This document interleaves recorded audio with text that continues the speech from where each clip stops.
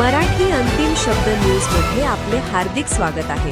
सत्य, निर्भीड आणि लोकहिताच्या बातम्यांसाठी विश्वासार्ह व्यासपीठ. कल्याण आरटीओतील कथित भ्रष्टाचाराचा भांडाफोड.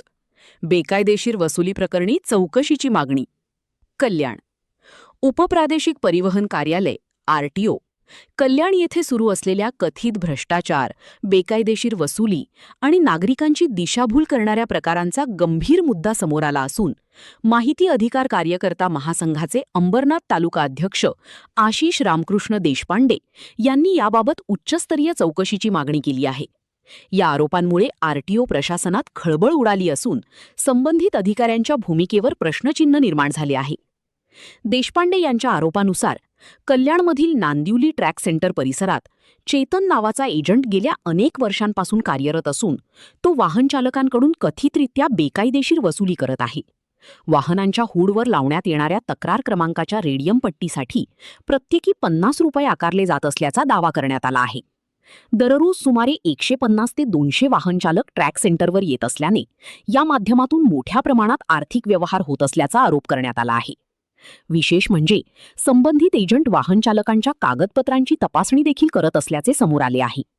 सरकारी अधिकार नसलेल्या व्यक्तीकडून अशी तपासणी कशी केली जाते असा सवाल उपस्थित करण्यात आला आहे.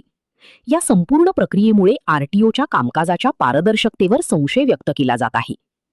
नागरिकांच्या तक्रारींसाठी रेडियम पट्टीवर छापण्यात आलेला 1800-225-335 हा क्रमांक बंद असल्याचे निदर्शनास आले. त्यानंतर देण्यात आलेला 9423-448824 हा पर्यायी क्रमांकही कार्यरत नसल्याचा आरोप करण्यात आला आहे. त्यामुळे तक्रार निवारण व्यवस्था केवळ दिखाऊ असून नागरिकांची दिशाभूल करण्याचा प्रकार सुरू असल्याचा दावा करण्यात आला आहे. याशिवाय रिक्षांवर लावण्यात येणाऱ्या कथित डुप्लिकेट रेडियम पट्ट्यांद्वारे प्रत्येकी 150 रुपयांची वसुली केली जात असल्याचेही सांगण्यात आले आहे. या प्रकारात काही परप्रांतीय व्यक्तींचा सहभाग असल्याचाही आरोप करण्यात आला आहे. त्यामुळे संपूर्ण प्रकरणाची सखोल चौकशी करून दोषींवर कठोर कारवाई करण्याची मागणी होत आहे. देशपांडे यांनी या प्रकरणाशी संबंधित पुरावे मुख्यमंत्री देवेंद्र फडणवीस, परिवहन मंत्री प्रतापराव सरनाईक आणि परिवहन आयुक्त कार्यालयाकडे सादर केल्याचे सांगितले आहे. संबंधित अधिकारी आणि एजंट यांच्यावर तात्काळ निलंबनाची कारवाई करीन उच्चस्तरीय चौकशी करण्यात यावी अशी त्यांची मागणी आहे. दरम्यान या कथित बेकायदेशीर वसुलीमुळे रिक्षाचालक व वाहनधारक आर्थिक तसेच मानसिक त्रास सहन करत असल्याचा आरोप करण्यात आला आहे. शासनाने तातडीने हस्तक्षेप करून या प्रकरणाची निष्पक्ष चौकशी करावी, अन्यथा लोकांदोलन छेडण्यात येईल असा इशाराही देशपांडे यांनी दिला आहे. नमस्कार,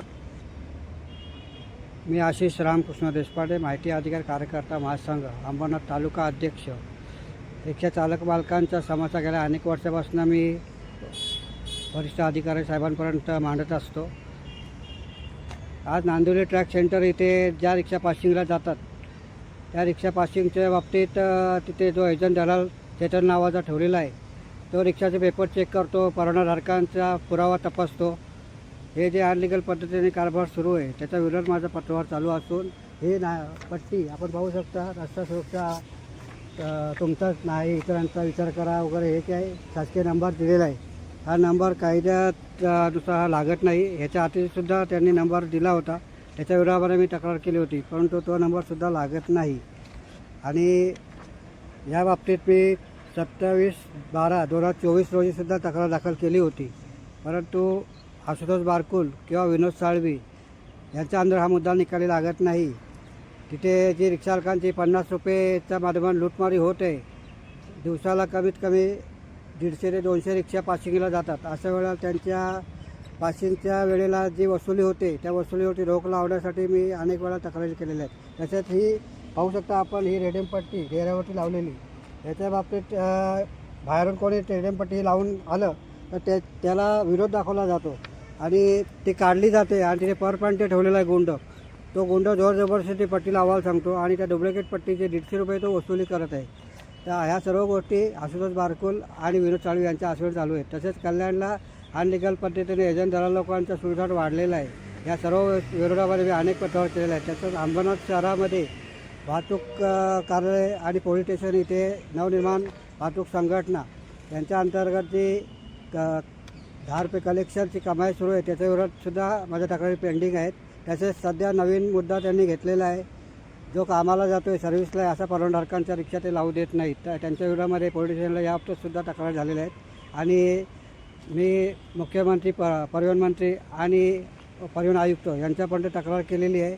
दिनांक 7 तारखेपर्यंत माझा मुद्दा निकाल लागला नाही तर मी आशुतोष बारकुल, विनोद साळवी, लक्ष्मण कांबळे आणि गवळीसाहेब तसेच शिवाजीनगरचे सिनियर पी रमेश पाटील यांच्या विरोधामध्ये याचिका दाखल करणार आहे मुंबई हायकोर्टामध्ये. आणि लवकरच मी त्यांना कोर्टामाध्यमातून किंवा वकिलाच्या माध्यमातून माझी नोटीस पाठवणार आहे. आणि हा मुद्दा निकाली लागला पाहिजे. हा मुद्दा निकाली लागला नाही तर ह्यांना कोर्टात खेचण्याचं काम मी करणार आहे. एवढं बोलून माझे 2 शब्द संपवतो. जय हिंद, जय महाराष्ट्र.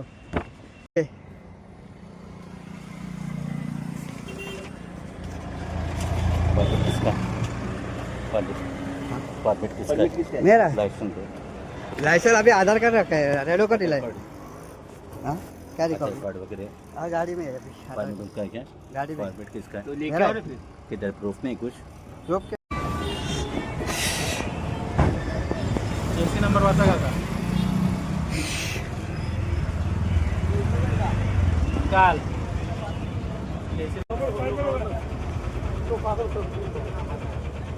ऑनलाइन है, ऑनलाइन आगे का रेडियो है ना लगाया हुआ. नहीं ले, साइड में लेगा मेरे को लेने दो साइड. फिर 100 रुपये लगूंगा. 100 रुपये क्या जबरदस्ती है क्या? हाँ काय का जबरदस्ती है? ये रेडियम नहीं है ना. क्या नहीं है? ये रेडियम किधर आ गया? पूरा कौन बोलता है लगाया हुआ है? हाँ? अरे जबरदस्ती आहे का काय? जबरदस्ती नहीं है. मग आहे ना ते साहेब बघतील ना. आणि ते हे स्टिकर माझ्या गाडीला लावायचं, तुमच्या गाडीला नाही असं काय करणार?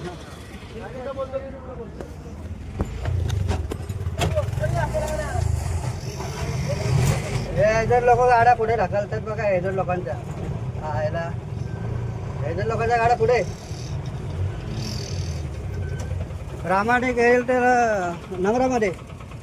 हा साहेब प्रामाणिक येईल तो नम्रामध्ये. हां आणि बाकीचे दलाल लोकांच्या गाड्या डायरेक्ट पुढे ढकलतात तुम्ही लोक. हे काय काय काय काय गरज आहे का? हा काय गरज आहे का साहेब? आम्हाला कधी आम्ही लोक नम्रामध्ये येतो का नाही? आम्ही लोक मग कोणाचे डोकं लावत आहेत समजलं का? मी आत्ता आलोय. मी आता आलेत. मग झोपलो होतो. हां मी आत्ता आलो. हो आयुष्य गेलं बघण्यामध्ये हे सगळ्या गोष्टी. हे सगळे दलाल लोक आहे. आम्हाला काय हे भेटणार आहे का? पुढे भेटणार आहे पुढं.